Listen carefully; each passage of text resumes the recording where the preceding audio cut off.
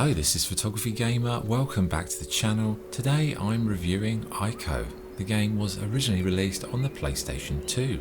ICO is an action-adventure game developed by Japan's studio and Team ICO.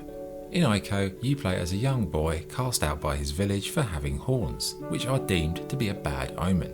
The villagers lock him away in an abandoned fortress where he is left to fend for himself. The boy soon encounters a mysterious girl and the two new friends attempt to escape the castle together. Okay, what's it like to play? Well, despite having two main characters, you can only control ICO. He can use weapons, drag large boxes, pick up items, pull levers and help Yorda through platforming segments. The two characters have to work together, as if you leave Yorda alone for too long, the shadow people will come and take her away, leading to a game over. One thing that really strengthens the relationship between you and the characters is the simple way that they interact via your actions. Like, both characters call out to each other to get their attention, either to follow them or to investigate some sort of key item or location. If you want to take Yorda somewhere, you can call her over and hold her hand, then lead her onward. It's a very simple thing, but the longer you play the game, the more these simple elements elevate their relationship, and it's something that genuinely makes you care about getting them out of the castle. Even something as simple as saving the game takes place on these large chairs. You can sit there, call over Yorda and save your game as you both chill out, ready for the next chapter. So you'll be exploring, platforming, climbing and solving puzzles through a variety of gorgeous locations. And the game world is another amazing part of the ICO design, with a bright watercolour style that feels like you're walking around a dream.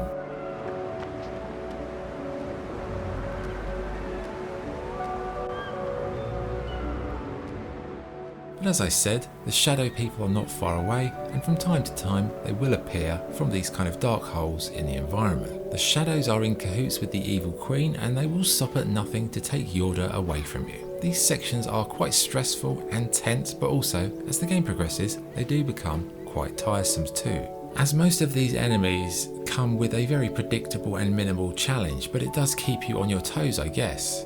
The puzzles, I'd say they're pretty varied, from the straightforward ones to ones that are quite head scratchers. They will make you think.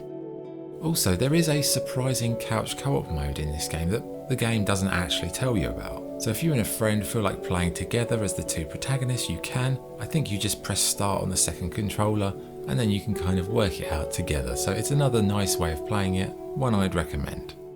In terms of graphics, the art style is truly wonderful and it just makes you feel like you've been transported to another world. The game doesn't use an on-screen HUD or an interface, and it's a style choice that really adds to the overall immersion. It's a beautiful game with delightful bloom effects, stunning locations and an epic scale that makes you feel like you're on a real adventure. ICO has also influenced a huge amount of modern games over the years, and with one very notable reference being Elden Ring.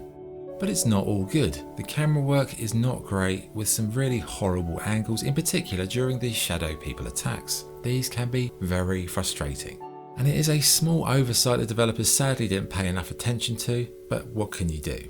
Before I go on to the sound work, I would like to say a thank you to Marine Boy Hugh Seok for allowing me to use the image featured on the thumbnail for this video. It's a lovely image, it's a piece of fan art that I thought was perfectly captures the game's feel. So if you'd like to see that artist's work, I'll put a link to their stuff in the comments and the description. So thank you again, and I hope I pronounced your name correctly.